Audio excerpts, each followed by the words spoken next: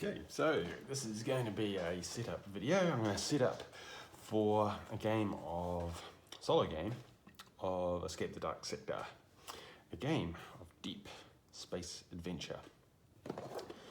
So, the great thing about this game is that it's got lots of randomization, or you can add lots of randomization in the setup. The first thing I'm going to do is you get a whole lot of name sheets.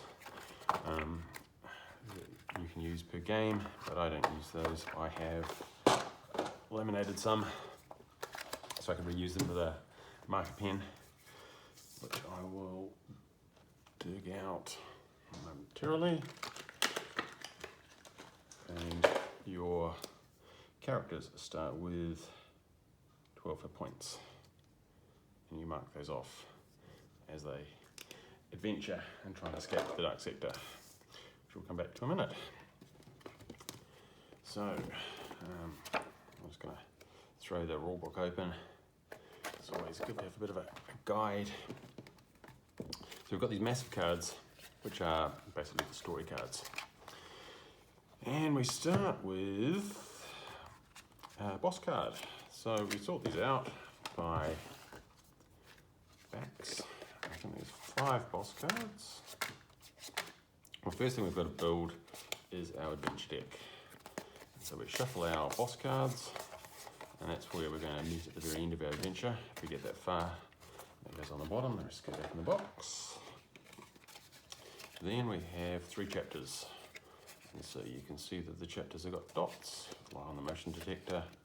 I think there's 16 different cards, and each game we play we go up against 4, so there's a lot of different combinations. So if you want something that's definitely unique, you could do it by picking 4 at random and then just swapping them out per game, or you could just throw all 16 in, give them a good shuffle, and then you just pick 4. That makes my chapter 3. Let's go in the box. I shuffle my chapter 2. 4 of those. 1, 2, 3, 4 of those. Let's go in the box. And chapter 1. 1,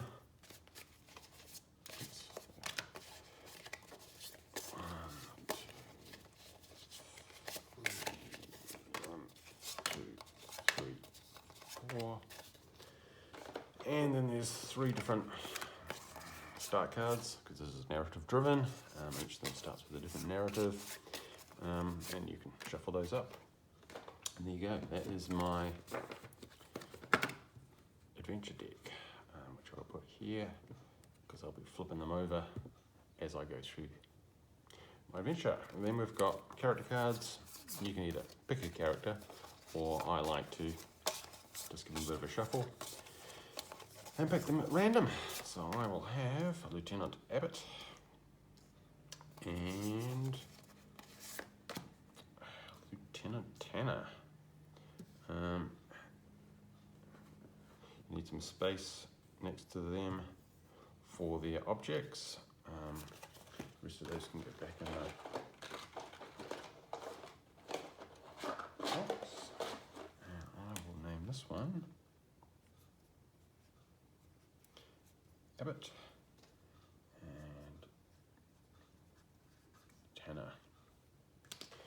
So the space that's next to them we fill up with equipment. So they've basically got 4 slots.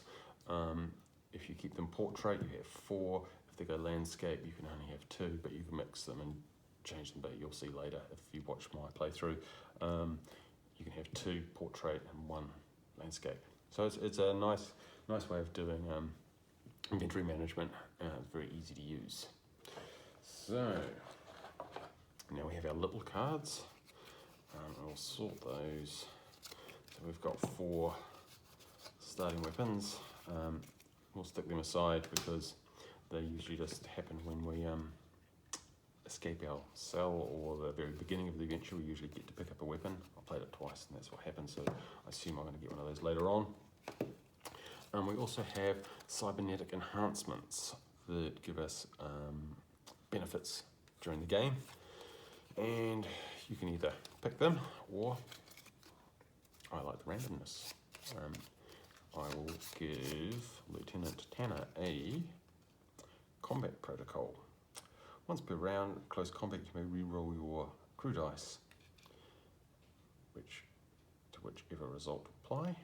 And I will give Lieutenant Abbott weak point analysis. Once per round in close combat, you may roll a double. You may choose any single instead. You can still block, which is handy. So that takes up 2 slots of their inventory. Depending on what items you pick up through the game, often those get discarded. So back to the setup. We've got fail, which I'll probably need. Mission accomplished, which I probably won't need. Cards, they go there for later on usage. During the game, you can heal. So you need a medical drone.